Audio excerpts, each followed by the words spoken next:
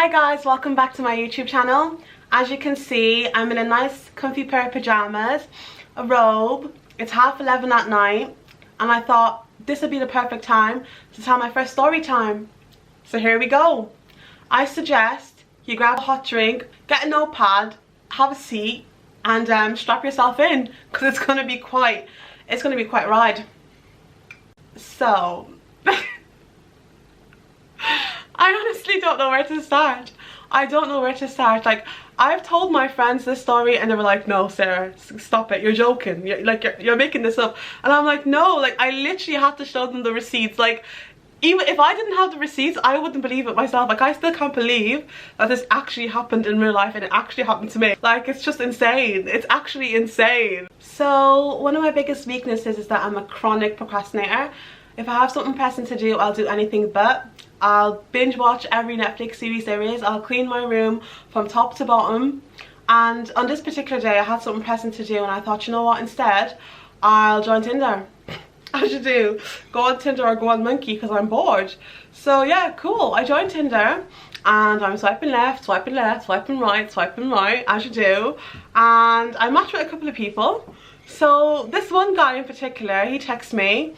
And he was just like, you know, where are you from? And I was like, oh, the Ivory Coast. And he's like, oh, so you speak French? I was like, oui, je parle français. Cool. And we started talking from there. He was all like, I don't believe you're real, you must be a catfish, send me your Snapchat so I can see that you're real. And I'm like, I am real.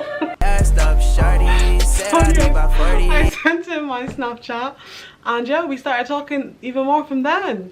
And so he was like asking me out like all the time and I kept saying to him, I'm busy. And he was like, no, like I've literally asked you out about 3 times now, you keep telling me you're busy, you need to make time in your schedule for your future husband. Keep in mind what he just said, you need to make time for your future husband. So he was like a semi-pro footballer, I don't know if I can call him that. Like, he played for like the 2nd division league or yeah, whatever. Like, he was like one of those footballers that plays for like, you know, like little towns and cities. So one day he was like, you should come watch me play one of the evenings. And I was like, because the thing about me, right, like I'm not really like a massive football fan. Like when I was younger, I was obsessed with Chelsea, but that was only because of Drogba. Because nobody knew where the Ivory Coast was. Like whenever I'd introduce myself and say where I was from, no one knew where it was until I was like, DJ Drogba, and then everybody knew then. And when he left Chelsea to go to Galaxy or wherever he went, I just wasn't bothered with football anymore. Next time after then, when someone asked me what football team I followed, I was like, Crystal Palace. Do you even know what that is? That's relevant. That's relevant. I follow Crystal Palace. So yeah, basically, like, if it's not Ivory Coast playing in the African Cup of Nations or the World Cup, I'm not really too interested. So he's like, oh, come to my football match. And I was like, okay, cool, I'll come watch you play. If that's what you really want me to do, I'll come watch you play. So I went to his match and that was like the first time I saw him face to face. Like any other time before that, we were just like FaceTiming. And do you know what? I saw him and I thought, oh, you touch my tra-la-la. My ding-ding-dong. He was better looking in person. He was much better looking in person. Although he was short, he was like 5'8" and I'm like 5'6", and like that was like a bit of a turn off because I like my men tall. So yeah, I wasn't too keen on him for that reason. Like, he just wasn't tall. He wasn't my usual type, do you know what I mean?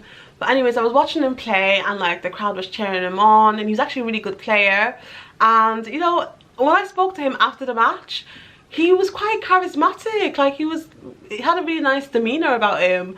You know, I was drawn in a little bit more and I thought, I know I could explore this. After that first meeting, we started seeing each other more frequently.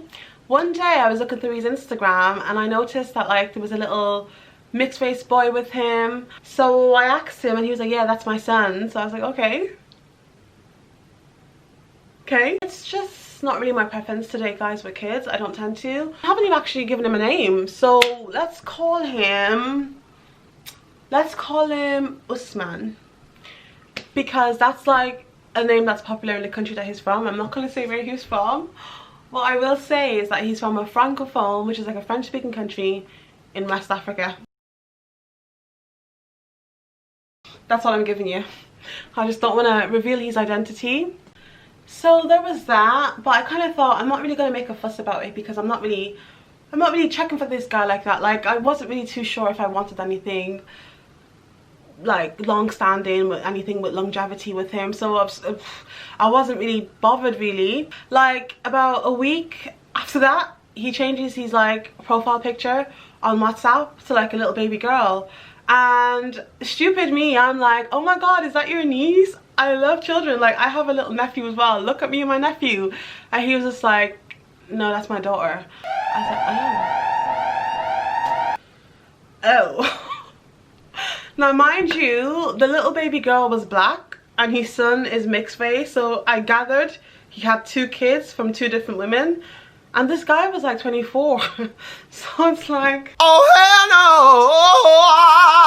no. He was coming to my house that evening anyways, so I thought, you know, I'll see him face to face and I'll end things then, because he's not the caliber of man. Like, I'm not into all that. I'm not into baby mama, fetty wap, future lifestyle. Like, it's not for me. It's not my portion of chips. So I ended up bringing it up in conversation, like, oh, your kids, you know, beautiful children, but what's the background story on that? And he was like, well, the first baby mom, I was with her for like 3 years. The relationship was good to start off with, but it ended up really sour. When we broke up, she slept with 2 of the guys on my football team together. I'm like, hold up, wait a minute. Run that back. She did what? He said, yeah, I found out she slept with 2 of the guys. Like, they drove to her house and, like, you know, run through her basically. Running through the 6 with my walk. And when I found out, obviously I went down to her house and we had a massive row. The police was called, I was kicked out, and she won't let me see my son. Since then I haven't saw my son. She's told my son that daddy's gone back to Africa for good. What in the Jeremy Kyle is going on? So I'm like, oh my god, that's really rough. I'm sorry to hear that. I'm sorry you went through that. And he's like, yeah, you know. And anyways, my second baby mom, me and my friends, we were out in Paris. We went to a couple of house parties. There's this one girl there, you know, she caught my eye. You know, we ended up hooking up a few times throughout the week when I was there. Next thing you know, she's telling me that she's pregnant. I'm sorry, I literally just had to go and put like a headband on, because I kept looking at myself in the viewfinder. I'm like, what is going on with my edges? Like, how did you lay your baby hairs? Don't roast me, please. Anyways, back to the story. So he was like, yeah, she told me she was pregnant. I can't say 100% that I know that the baby is mine. I'm still trying to get her to give me a DNA test. We don't get along at all. I don't have her on any of my social medias. Like, I literally like blocked this girl everywhere. I'm like, what? Like, what do you mean you've blocked her everywhere? That she's the mother of your child? It's like, yeah, I can't stand her. Like, literally, she's put up a snap of her, like, was holding my baby while she's smoking shisha. I'm just like, damn. He was like, she's mad materialistic. She's always wanted money to get like designer buggies and things like that. Like, I can't stand her. I can't speak to her. Like, literally, she has to contact my cousin to get through to me because we don't speak. And I'm just like, oh my god, like, that's awful. But yeah, he painted this girl out to be like, she's just some gold digging girl that just wanted to get with him because he plays football, and you know, he has this baby with her now. He's not even sure the baby is his. That's the story that he told me. And the thing is, right, this isn't a conversation that we had like over the phone or whatnot. Like, he was lying there in my bed looking at me in the eyes, and you know when like someone's saying something to you but you can see like the pain in their eyes? He looked pained. Like, he looked like he was going through it. So I bought it. I really did. I bought everything he was saying. Also, whilst we were having this conversation, he also brought up like his adolescence. He spoke about how he left his home country when he was 16 because he was recruited to play for a major FC, a major England FC's under 18s team. So here he is now in the UK playing for this major team. You know, he's on his own. He has his own home, getting this massive wage at such a young age. You know, he's falling in with the wrong crowd. He has no guidance. Whilst he signed for this major team, his whole family back home, they're all dependent on him. You know, he's made it big. He's a pride and joy. He's like a mini celebrity to them. He's literally signed on to one of the biggest football teams in England, you know?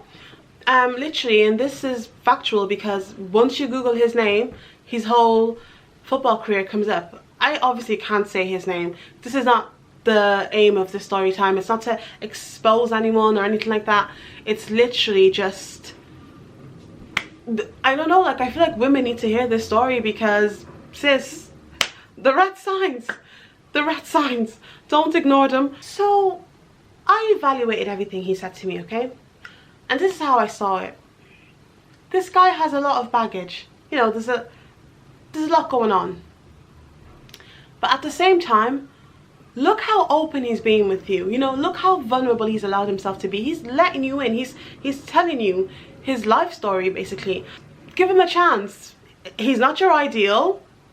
He's not the most eligible bachelor. Well, he had his cons, but he also had a lot of pros. Like, I remember when I went to his games and stuff, like, the people loved him. Like, no one had a bad word to say about him. Like, he was such a nice person. When he came to my house, my housemates thought he was great. They were like, oh my god, this guy, he's so down to earth, he's so humble, he's so chilled out. Like, he came across as such a nice person. When he was with me, he was so attentive. He was so attentive. We'd be sat there watching a movie like on Netflix, and let's say I was like fiddling with my phone and I was being distracted. He'd be like, oh Sarah, you know, turn off the phone, put it away, like, you know, let's be in the moment. This is when things started to take a turn. So one day he tells me that the football team that he signed with is going bust, which was true. I saw the articles, you know, the team was struggling to pay their footballers, and yeah, they were having financial issues, and they were debating whether they were going to be sold, and yeah, okay. So he hadn't been paid for like 2-3 months from the team, and he was basically struggling with money. He was in rent arrears, and he was like, can I please borrow some money from you? Now, all of this was happening before you met me, babe. What are you doing on Tinder? What are you doing on Tinder looking for girls? Why are you trying to date me when this is what's happening? Why are broke guys coming to my DM? Why are broke guys coming to my DM? You want to take me out? You love me? If you love me, you will ask for my account number. How can you tell me you want to take me out and you don't have money? All you do is, you're so pretty, you're so fine. I'll give you name again. Name ego. Ego. Money. Kudi. Okay, like this was happening before you met me. So now it's like, are you only latching on to me so I can give you money? Anyways, he asked me to borrow him the money. And I did. So I borrowed him £375. Okay?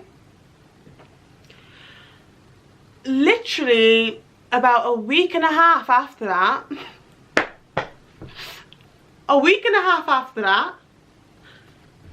the guy's asking me to borrow him some more money. He's sending me screenshots of like him and the other players on the team, and they're like, you know, they're making jokes about how they might have to go to the job center soon because, you know, the team is not paying them. So I'm like, absolutely not. I will not borrow you any more money.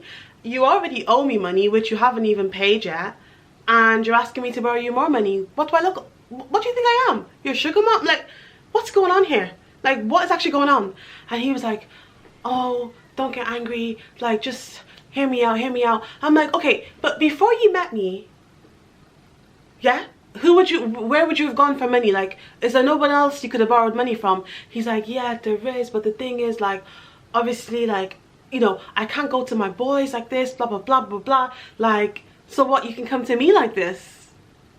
He's like, Sarah, listen, you know how much the football team owes me. As soon as they pay me, I'll pay you back all your money. You know I'm good for it. I'm gonna pay you back when the football team pays me back my money. And I'm just like, no. He's like, oh, I didn't want to do this, like. And then he's like taking his phone, he's showing me around the house, like, look, there's no food in the fridge. I'm hungry. I was like, I can't even eat, I can't feed myself. That's what he was saying. He was saying that, like, he didn't have money to buy food.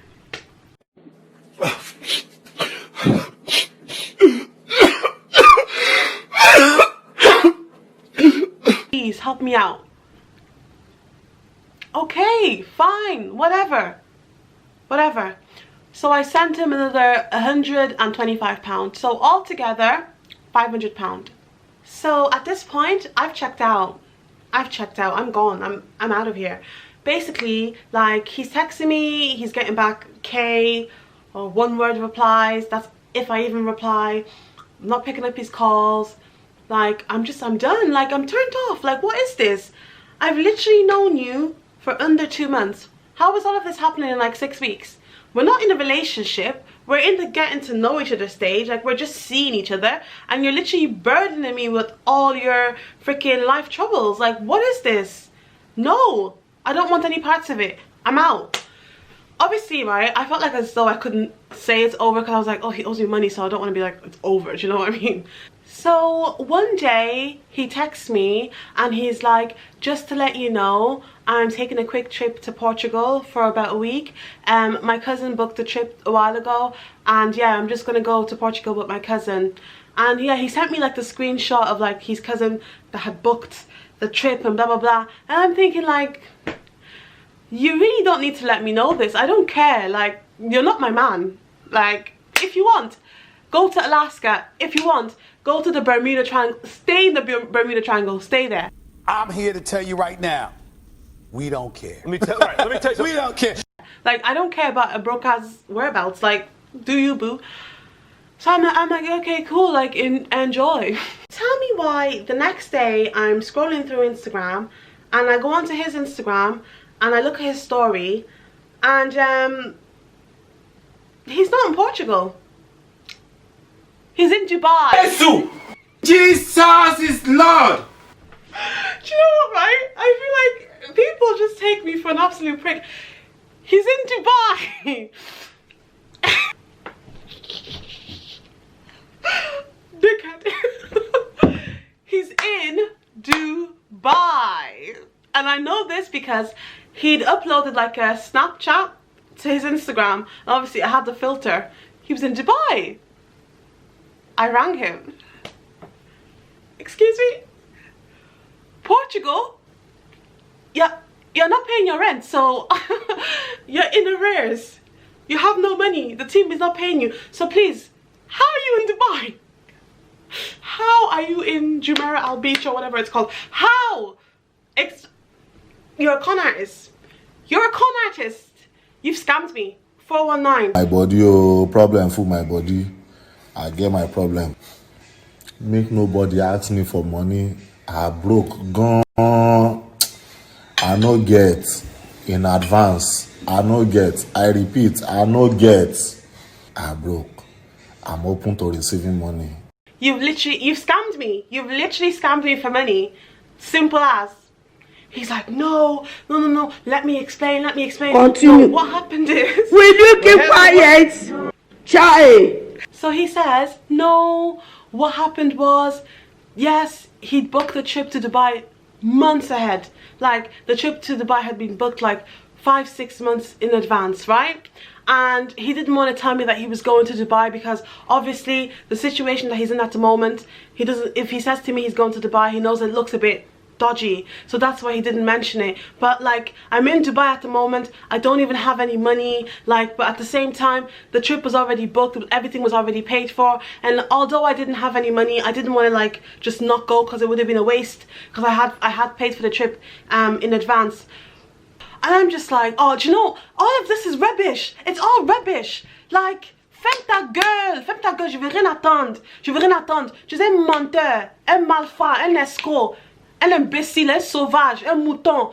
Mais vraiment, je te comprends pas, mon gars. Donc c'est quoi même? Tu es bête ou quoi? Imbécilade, cochon, chien, coq. Et non, pro. Regarde, mes 500 livres là, tu vas chier ça. Tu vas déchirer ton anus, mais mon argent là va sortir. Je m'en fous. So I'm like, it's a wrap, it's done. Run me my money. As soon as it hits your account, send it to me. Run me my money. But me and you, over. It's done, okay? Guys, a couple of days later, I can't explain this. I don't know whether it was female intuition or whether it was God. You know, if it was female intuition, I'd wish it kicked in sooner. But something said to me, something told me, honestly, I cannot describe why, I cannot tell you, literally, right? One day, I was scrolling through Facebook. I'm scrolling through Facebook, and I go onto his account, right? And something says to me, go through his friends list, but go through everyone with his surname. So let's say his surname was Toure. I started going to every Toure's page, right? So I came across his sister's page, his brother's page, his mother's page. And then I came across a page with a name that I didn't recognize, but the profile picture was of the little baby girl, the one that was on his WhatsApp, right? So I clicked onto it. Ah, what the fuck? I click onto the page, and the cover photo is a wedding picture, and Usman is the groom. He's married.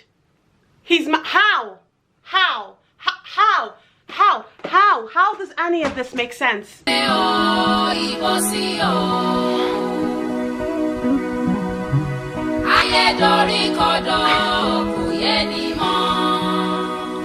Like, I remember, right, when this happened, I froze. I froze. Like, my heart fell out of my arse. I froze. What is happening right now? What's going on? I have so many questions. I'm confused. I'm confused right now, G. He's married. He's married. But yet when he was pursuing me, he said, you need to make time for your future husband. How? How were you going to be my future husband? What were you going to do? Add me to your harem. Do I look like a sister wife? And it's ironic that I've called him Usman in this video, because Usman was he. Usman was he. Us could have been anyone's man. Us was both of Usman. Bars, but I'm not a rapper. Yeah, I got an album. Do you? No. How many? But I'm not a rapper. Spit. Never been that. Now you can't win this battle. Cause I'm super hot, boy, and I'm sweating in the shade cause I'm super hot, boy.